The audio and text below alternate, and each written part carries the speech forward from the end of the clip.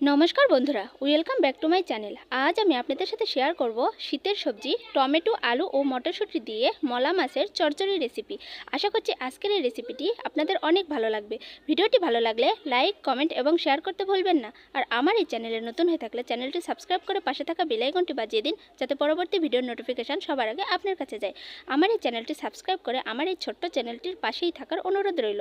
তাহলে চলুন বন্ধুরা, দেরি না করে ঝটপট ভিডিওটি শুরু করা যাক। দারুণ স্বাদের এই মজাদার রেসিপি রান্না করার জন্য আমি এখানে কি নিয়েছি তা আপনাদের দেখিয়ে দিচ্ছি। দেখতেই পাচ্ছেন বন্ধুরা, আমি এখানে নিয়েছি 6টা পেঁয়াজ, কিছু মটরশুঁটি, 3টি টমেটো, কিছু কাঁচামরিচ আর নিয়েছি কিছু আলু। এগুলো সবজি সব কিছুই কিন্তু নতুন। আর এই মলা মাছ দিয়ে এই রেসিপিটি রান্না করলে যে এতটা মজা হয় বন্ধুরা, কি বলবো আপনাদের।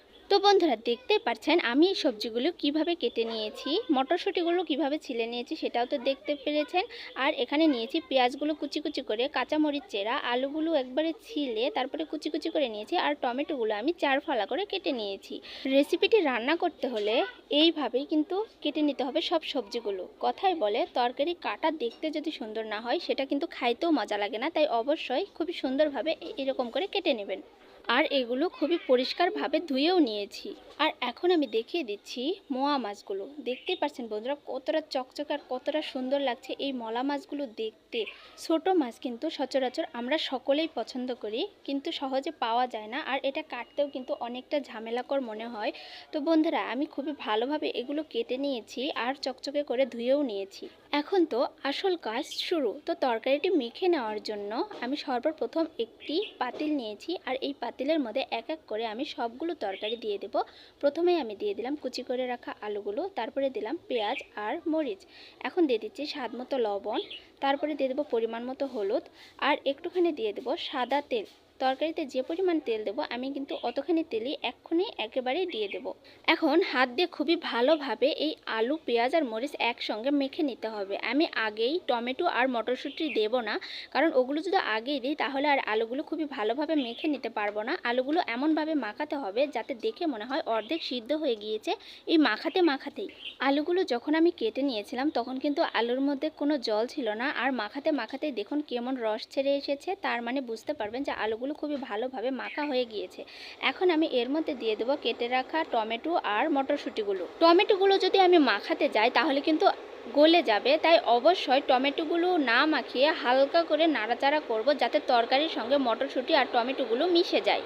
বন্ধুরা, আপনারা কিন্তু দেখতেই পাচ্ছেন সবগুলোই খুবই ভালোভাবে নাড়াচাড়া করে নিয়েছি, আর কত সুন্দর একটি কালার চলে এসেছে এর মধ্যে। এখন আমি এর মধ্যে দিয়ে দেব ধুয়ে রাখা মলা মাছগুলো। আমি অল্প অল্প করে সবগুলো মলা মাছই এর মধ্যে দিয়ে দিলাম। এখন একইভাবে মাছগুলো এমনভাবে নাড়াচাড়া করব যাতে মাছগুলো ভেঙে না যায় আর খুবই ভালোভাবে তরকারির সঙ্গে মিশে যায়।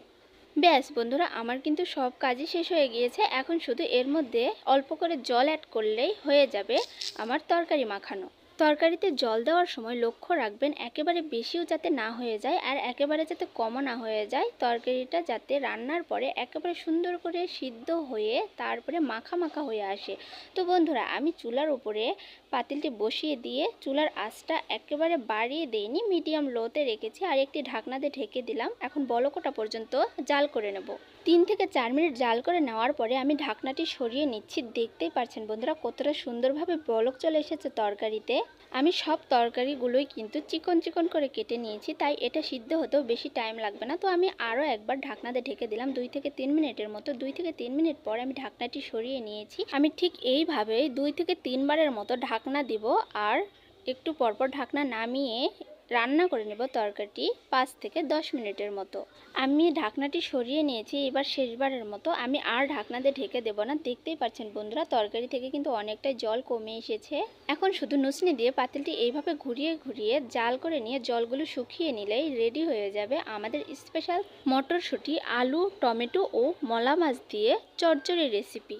তরকারি রান্নার শেষ সময়ে এসে কিন্তু চুলার আঁচটা একটু বাড়িয়ে দিতে হবে যাতে তাড়াতাড়ি করে তরকারির রসটা শুকিয়ে যায়, তা না হলে বেশি সিদ্ধ হয়ে গেলে টমেটোগুলো গলে যাবে। তাই অবশ্যই একটু চুলার আঁচটা বাড়িয়ে দিয়ে পাতিলটি ধরে এইরকমভাবে একটু ঝাঁকানি দিবেন তরকারির উপরেরগুলো যাতে নিচে চলে যায় আর নিচেরগুলো উপরে চলে আসে।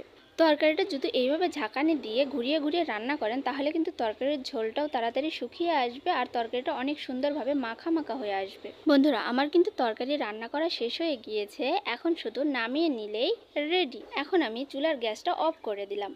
এখন পাতিলটি নামিয়ে নেব।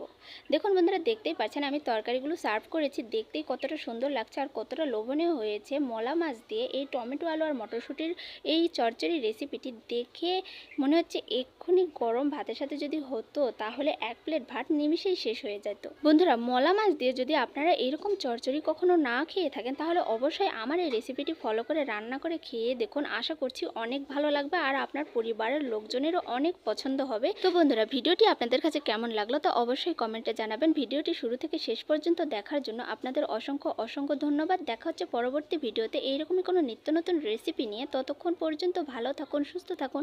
টাটা বন্ধুরা।